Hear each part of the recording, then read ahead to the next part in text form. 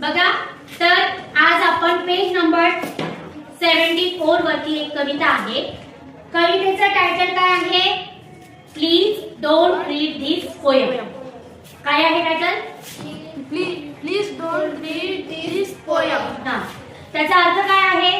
कृपया कविता वाचू नका. बघा, कवितेत दिलेलं आहे की कृपया कविता वाचू नका. कवितेचं जे टायटल आहे कृपया कविता वाचू नका. बघा, कवितेचं जर टायटल असं दिलं असेल तर कविता वाचेल काय कोणी? नाही. मोठे जे माणसं असतील ना, कदाचित त्या कविता ती वाचणार नाही. पण ही कविता तुम्हाला दिलेली आहे, लहान मुलांच्या इयत्ता 7वीच्या वर्गाच्या पाठ्यपुस्तकामध्ये ही कविता दिली आणि त्याच्यात दिलेलं आहे की प्लीज कविता वाचू नका. मग आता कविता वाचू नका असं म्हटल्यानंतर मग ती अभ्यासात का दिली असेल? काय कारण असेल? बघा, लहान मुलांना खूप सवय असते की एखादी गोष्ट करू नका म्हटलं तर ते आधी करतात, आहे की नाही? तुम्हाला जर मी म्हटलं ना, अरे ते तिकडे जाऊ नका बरं का, तिकडे आज मोठे माणसं आलेले आहेत, तर तुम्ही काय करणार? हळूच जाणार. कोण आले बघा, जातात की नाही? म्हणजे जाऊ नका, अधिकारी आलेले आहे किंवा साहेब आलेले आहे असं म्हणलं तरी तुम्ही काय करतात? कोणते साहेब आले एवढं पाहण्यासाठी तरी चालतं, हो की नाही? म्हणजे लहान मुलांची एक उत्सुकता असते, त्यांना कुतूहल असतं की एखादी गोष्ट करायची नाही सांगितलं तरी का करायची, काय आहे, का सांगतायत की काय करू नको. जोपर्यंत आपल्याला एखाद्या गोष्टीची जाणीव नसते, आपल्याला लहानपणी बघा काही गोष्टी कळत नसतात, मग त्यावेळेला आई म्हणते, गरम असतात, आई म्हणते हा हा म्हणते की नाही? मग आता हा आहे तर ते हा काय, हे लहान मुलाला कुतूहल असतं आणि ते काय करतं, जातं आणि त्याच्याजवळ मग चटका जेव्हा बसतो तेव्हा त्याच्या लक्षात येतं की हे खरंच हाय. या कवीने लहान मुलांचं मन ओळखलेलं आहे आणि त्याच्यामुळे सांगितलंय की कृपया ही कविता वाचू नका. आता साहजिक आपल्या मनामध्ये कुतूहल आलंय की या कवितेमध्ये असं काय आहे की आपल्याला सांगितलं ही कविता वाचू नका. तर चला आपण वाचूया, कारण की आपण लहान मुलं आहेत, हो की नाही? मग आता please don't read this poem, it's only mean for me. That's it, just move along, there is nothing to have, nothing here to see. काय सांगतोय कवी? अरे ही कृपया ही कविता वाचू नका, फक्त माझी आहे ही कविता, माझी आहे आणि दॅट्स इट. अरे ही कविता, आता आपल्याला एखाद्याने सांगितलं की वस्तू माझी आहे, त्याला हात लावू नको, त्याला लावतो का आपण? नाही. पण कवी तुमच्या मनाला ओळखतो की सांगितलं याला हात लावू नका तर तुम्ही हात लावणार, हे कवीला माहिती आहे. म्हणून कवी म्हणतोय की तुम्हाला इथं सांगितलंय माझं आहे, तुम्ही त्याला काय वाचताय? पण मुलं वाचणारच. मग पुढे कवी म्हणतायत की इथे काहीही नाहीये, पाहण्यासारखं या कवितेमध्ये काहीच नाहीये, तुम्ही ही कविता वाचू नका. पहिला जो स्टांजा आहे त्या स्टांजामध्ये कवीने आपल्याला असं पद्धतीने सांगितलं. आता second stanza. Besides, I sure you would rather just go outside and play. अरे मी तुम्हाला सांगितलंय तरी देखील तुम्ही इथेच का आहात? चला जा बाहेर खेळा. कवी काय म्हणतोय? मी तुम्हाला सांगितलं की वाचू नका तरी तुम्ही अजून इथेच आहात, कशाला थांबलाय? जा बरं बाहेर खेळा. So put the poem down now and slowly back away. चला कविता खाली ठेवा आणि चला बाहेर जा बरं. कवी काय म्हणतोय की कविता खाली ठेवा, म्हणजे वाचतायत तुम्ही तर ते खाली ठेवा आणि निघा बाहेर खेळायला जा.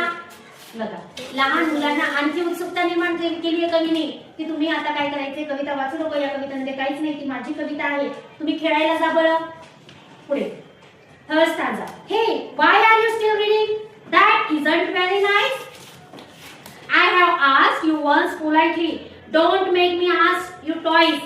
परत कवी म्हणता, अरे तुम्ही अजून पण कविता वाचतोय. आता आपण तिसरा स्टांजा वाचतोय की नाही? मग कवी काय म्हणताय, तुम्ही अजून पण कविता वाचताय, तुम्ही काय करा, हे चांगलं नाही बरं का, मी तुम्हाला सांगितलंय ना कविता वाचू नका, ही माझी आहे, तरी तुम्ही का वाचताय? हे चांगलं नाहीये. तुम्हाला मी शांतपणे सांगतोय की तुम्ही ही कविता वाचू नका, मला दुसऱ्यांदा सांगायची गरज पडली नाही पाहिजे, ही कविता वाचू नका. परत तिसऱ्या स्टांजामध्ये कवीने आपल्याला सांगितलं. आता पुढे चौथा stanza. I am telling you, it is private. Don't read one more line. आणि मी तुम्हाला सांगतोय ना, ही खाजगी कविता आहे, ही माझी आहे, तुम्ही मला दुसऱ्यांदा सांगायची गरज पडली नाही. आता तुम्ही ही कविता वाचू नका, अजून एकही ओळ तुम्ही आता वाचायची नाही. परत, hey, that's one more. Now stop it. This isn't yours, it is mine. काय म्हणतोय कवी? की अरे अजून एक लाईन ना वाचू नका, तुम्ही एक एक लाईन वाचताय, तुम्हाला मी सांगितलंय ना, आता तुम्ही थांबा बरं, आता वाचू नका, कारण की ही तुमची कविता नाहीये, ही माझी कविता आहे. पुढच्या स्थानावर you really have to stop, तुम्ही आता थांबलंच पाहिजे. If you don't quit this instant I swear I will call a cop. काय म्हणतोय कवी? अरे तुम्हाला आता लगेच थांबायला पाहिजे.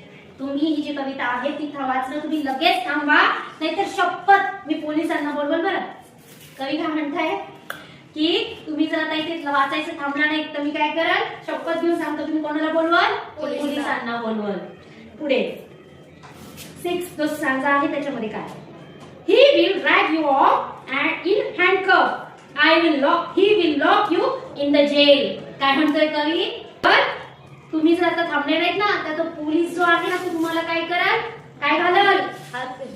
हातकडी. त्या पण नाही गावने हातकडी घालल म्हणे, आणि तुम्हाला कुठे घेऊन जाईल? जेलमध्ये, पोलीस स्टेशन मध्ये, तुरुंगात तुम्हाला घेऊन जाईल म्हणे.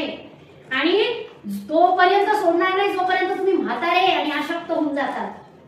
काय आता 7th जो स्टांजा आहे त्याच्यामध्ये काय सांगितलंय, your friends you will all forget you, विसरून जातील. जर तुम्ही म्हातारे होईस्तवर जर राहिले तर तुमचे मित्र तुम्हाला विसरून जाणार की नाही?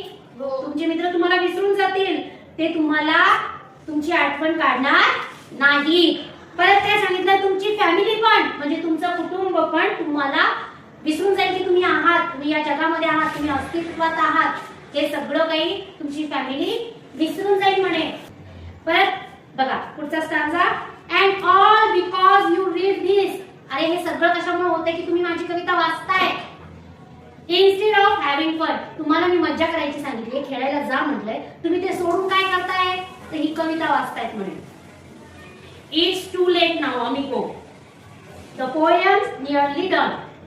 अरे मित्रा, अमिगो म्हणजे काय, इथे मित्रासाठी सांगितले. मित्र आपण म्हणून अरे मित्रा माझा ऐक ना असं म्हणतो की नाही आपण, तर अमिगो हा शब्द मित्रासाठी वापरलाय. अरे मित्रा आता खूप उशीर झालाय म्हणे, जवळजवळ ही कविता आता पूर्ण संपत आलेली आहे. शेवटचा stanza, there is only one solution. आता एकच उपाय म्हणे त्याच्यावर. सोल्युशन म्हणजे काय, एक उपाय मी तुम्हाला सांगतो म्हणे की तुम्ही काय करायचंय. Here is what you will have to do. Tell all your friends and your family they shouldn't read it too. तुम्ही तुमच्या मित्रांना आणि फॅमिलीला सांगायचं की ही कविता वाचायची नाही. काय म्हटलंय कवी, तुम्ही एवढी सगळी कविता वाचलेली आहे, तुम्ही माझं ऐकलं नाही, मग आता कविता वाचली आहे तर मग तुम्हाला काहीतरी शिक्षा पाहिजे की नाही? पण मी शिक्षा तर काय आता देऊ शकत नाही. शेवटी मी तुम्हाला एक उपाय सांगतो की मी काय तुम्ही काय करायचं, तुमच्या कुटुंबाला आणि तुमच्या मित्रांना सांगायचं की ही कविता वाचायची नाही. अशा पद्धतीने कवीनी या कवितेमधून मुलांना कुतूहल निर्माण केलेले आहे. कविता मुळात कुतूहल निर्माणासाठी केल्यासाठी लिहिलेली आहे की लहान मुलांचं कुतूहल, एखादी गोष्ट करू नका म्हटल्यानंतर ते करतात आणि दुसऱ्यांना पण सांगतात अरे जाऊ नको बरं का तिथे, खराब आहे, तर दुसरा पण तिथे जातो. मग शेवटी कवीने आपल्याकडनं आणखी एक प्रॉमिस घेतले की तुम्ही तुमच्या मित्रांना आणि फॅमिलीला सांगू नका. पण ज्या वेळेला एखादी गोष्ट सांगू नका असं म्हटल्यानंतर किंवा करू नका म्हटल्यानंतर आपण ती करतो की नाही. तर असा या कवितेचा बोध आहे. कविता समजली? मग आता तुम्ही काय करणार, तुम्हाला सोल्युशन काय दिलेलं आहे कवीनी, कविता कोणाला वाचू नका असं सांगायची आहे. तसं सांगणार तुम्ही सांगणार की कविता वाचू नका बरं का, परंतु समोरची व्यक्ती तसं होईल का, थांबल का वाचायची नाही, मी पण कविता वाचणार आहे. कविता छान कविता आहे.